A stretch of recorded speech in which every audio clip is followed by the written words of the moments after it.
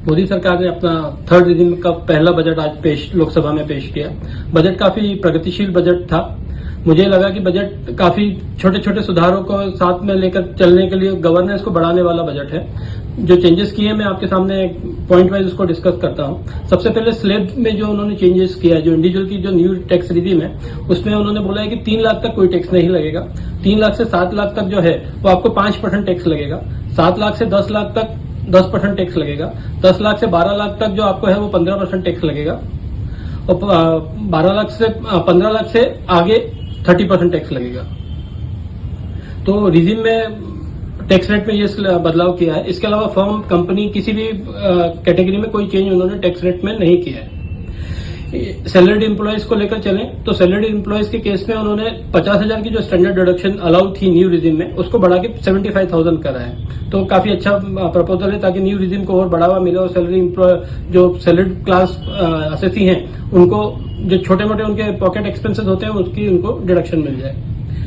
House property के head में उन्होंने कोई चेंज नहीं किया है। उसके बाद जो बिजनेस का हेड है, बिजनेस के हेड में भी उन्होंने कोई बहुत ज्यादा चेंजेस नहीं किए हैं। कैपिटल गेन में उन्होंने एक बहुत बड़ा बदलाव किया है। शॉर्ट टर्म कैपिटल गेन जो पहले 15% लगता था शेयर्स के ऊपर, उसको बढ़ा के उन्होंने सीधा 20% कर दिया है।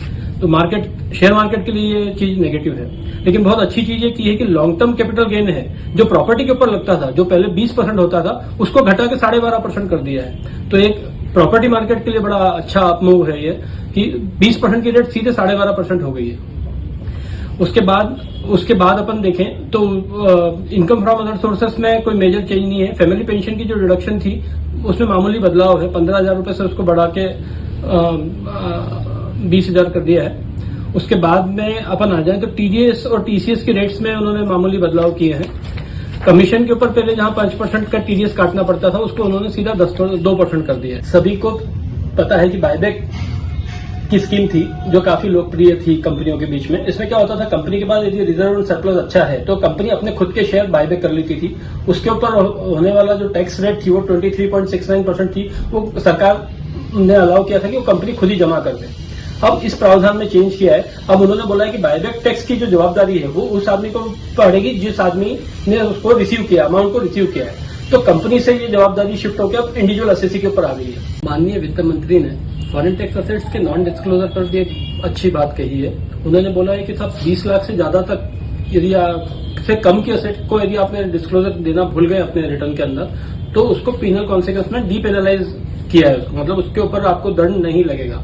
अभी तक ये था कि ब्लैक मनी एक्ट में यदि आप कोई फॉरेन टैक्स असेट्स रिपोर्ट करने से भूल जाते हैं तो वहां पर एक काफी हार्श पेनल्टी थी। उस पेनल्टी को 20 लाख की लिमिट तक उन्होंने रिमूव किया है। जैसे कोई एम्प्लॉय है और उसको स्टॉक मिलता है फॉरेन कंपनीज का तो वो रिपोर्ट करने से रह जाता है। तो उसमें आप यदि वो 20 लाख रुपए तक का इन्वेस्टमेंट है तो उसको कोई भी पेनल्टी नहीं लगेगी। तो ये भी एक वेलकम प्रपोजल है गवर्नमेंट का। एक ऐसा ही प्रपोजल उन्होंने दिया है कि भाई पहले लॉन्ग टर्म कैपिटल गेन में यदि आपका पुरानी डेट का परचेज हुआ था, एक ग्रैंड फादरिंग का कंसेप्ट था 31 जनवरी 2018 को, वो सिर्फ लिस्टेड कंपनी के केस में ही एप्लीकेबल था।